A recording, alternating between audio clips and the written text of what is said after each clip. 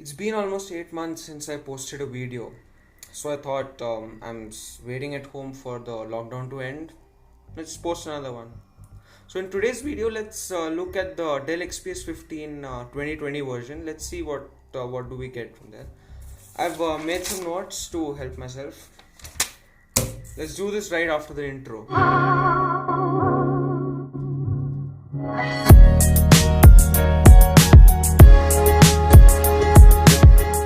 XPS 15 first hit the markets in the year 2016, and in these 4 years Dell hasn't updated the 15-inch version a lot.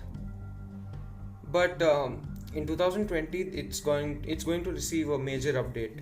So let's start with the display. This year is going to have a 16:10 aspect ratio rather than the 16:9.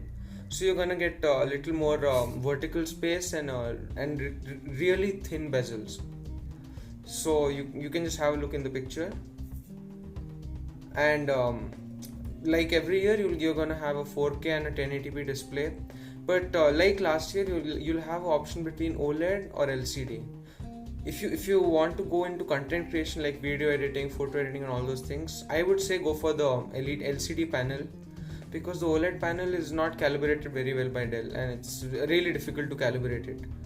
So for a 15-inch laptop, I would say 1080p is good enough. But if you really want the extra resolution, you can go for the 4K, but go for the LCD model if you're going for content creation. But for media consumption, for your OLED is really good.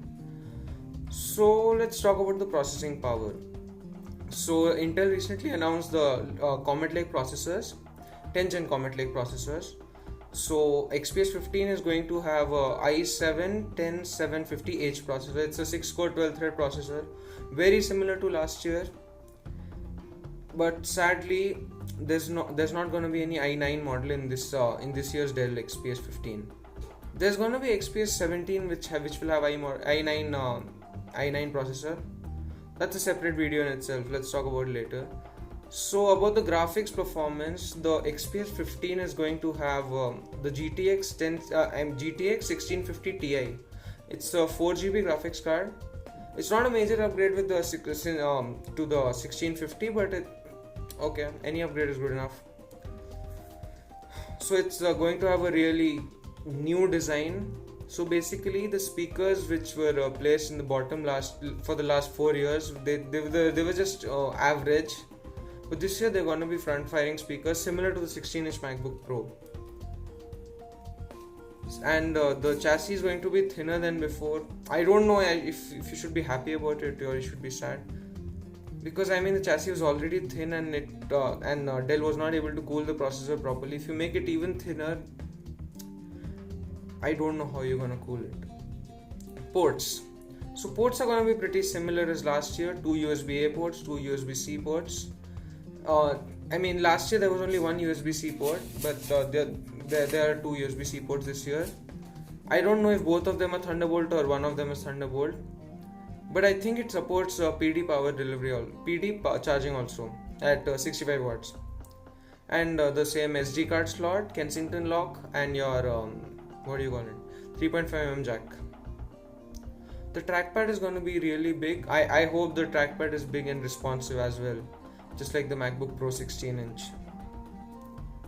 Finally, the XPS 15 is going to get Windows Hello. I mean, it was just really required on a laptop. Just open it up and you're logged into your laptop. You don't need to put your finger on the fingerprint sensor and all those things. That's really great. We've already talked about the thermal design, but I just hope that if somehow Dell manages to pull this off, it will be really difficult for MacBook Pro 16 to sell, and if sell. Finally, a fun fact. XPS stands for, unofficially, XPS stands for Extreme Performance System. Did you know that? Let me know in the comments below.